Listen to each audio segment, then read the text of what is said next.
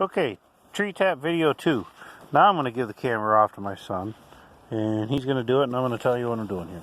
So point it right at the tree, buddy. So above me I have a nice branch, so I'm going to come over here. Can you see the drill on there, kid? Mm-hmm. Okay, so I'm going to kind of come into this crack here, but the thing that you need to know is I'm not drilling straight in. I'm going in on an angle. So you start slow. You make sure you get past that bark. You pull it out, you'll see that it's really dark in color. And then you can speed it up a little bit. You want to keep pulling this bit out as you're drilling, because you want that wood to come out of the hole. Otherwise, you're going to get it in your bucket. So like I say, I go a little deeper than what you're actually is recommended on these trees, because these trees are so they're so old that the bark is so thick. So now I kind of run in and out with my bit. And what I'm doing is I'm cleaning the hole out. And I don't know if you can see that on the camera. Shine it right on the hole there. See how it's kind of bubbling and it's actually flowing. See the sap coming out of there? So what we do, go ahead and focus right on that tree. So you just grab a normal hammer, find your hole again. Now I try to point this towards where my bucket's going to sit a little bit, but on an angle down again. So you just gently tap it in there.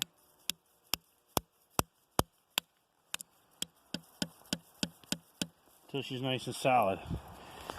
Now you're going to notice there's some wood chunks in there. And the drips are dripping, but they're kind of creamy looking. So what I tend to do is I let it drip for a little bit and clean that out. That's your wood chips. There's nothing that can be done about it. You're going to get that. So we let that flow a little bit. I'm going to give the camera back to my son, and I'm going to tap these other 3 holes real quick. True. Other 2 holes, yes. Thank you.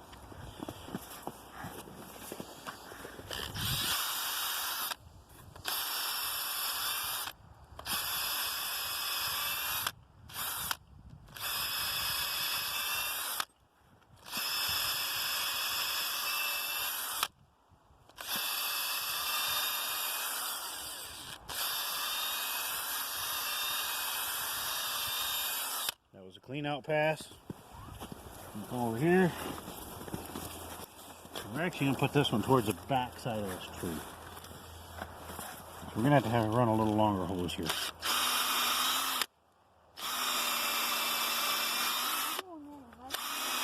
So you can see this is pretty easy to do. Anybody can do this. This is my 3rd season doing this. And believe it or not, I learned how to tap trees, filter trees, boil maple syrup, make maple syrup on YouTube. So if I can do this, anybody can do this.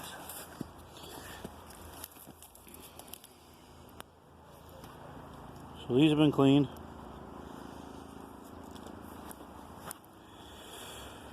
Like I say, we're not going to use these plastic lines this year. We're going to take them off.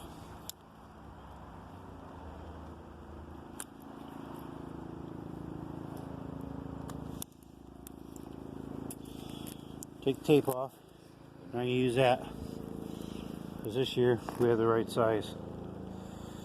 That one didn't clean very well. There's a clean one.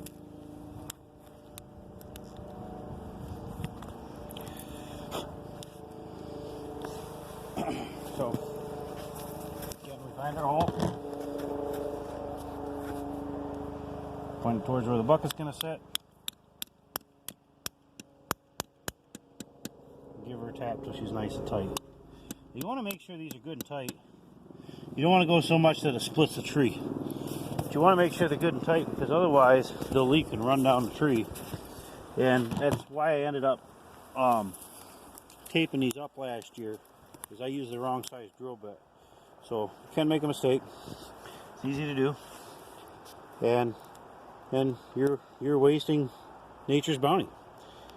So you owe it to the tree if you're going to drill a hole in it and you're going to use the tree's resources, you owe it to the tree to take care of those resources and not waste it. And where did I put that hole? Right there. It's on the back side, so it's not flowing. There it is. Thanks, boy.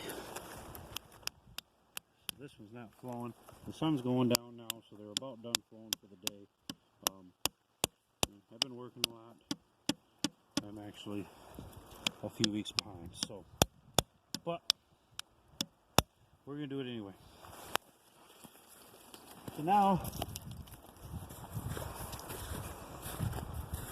grab our hose, and what I do is I cut them to length as we go. So this in here, if you look here, you can see that it's nice and clean now. Get the bubbles out of her, and just shove that rubber line on there. Goes on pretty easy. Position your bucket where you're going to want it to sit for the season. And I just pull it down to my hole. Give it a cut. And I shove it in the bucket.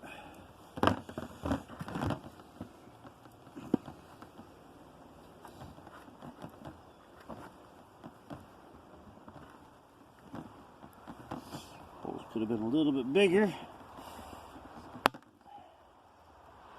but they work. So now, that's not going to leak. It's not going to get any leaves in there. It's not going to get any bugs in there because that's a really tight fit. I actually had to compress the rubber to get it in there. So that hose isn't going to be long enough. That's okay. We have more over here.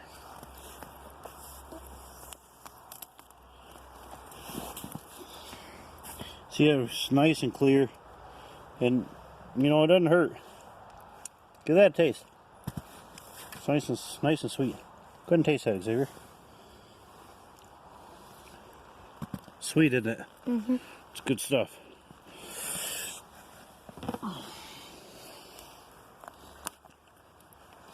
Just love doing things off the land. Man, look at there. On a video I screw up. Isn't that awesome? Love to deer hunt, love to fish. Camp. Make things out of nature. Just like they used to do.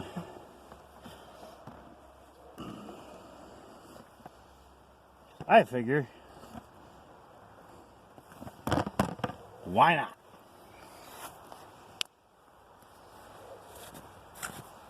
So again, shoving around there. And on the back side, that might not have a lot of flow to it, but we will know tomorrow if the sun's going to be as nice as it was today.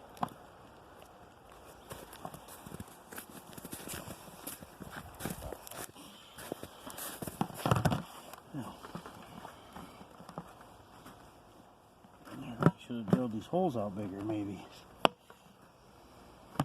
But good thing about them being tight is you're not going to get anything in them.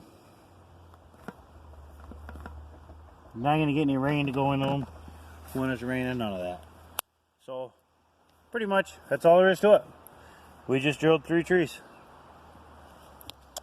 And thank my handy camera guy right there. Hi. It's my 10-year-old son. Believe it or not, he taps trees too. I just did those for the video. Thanks for watching.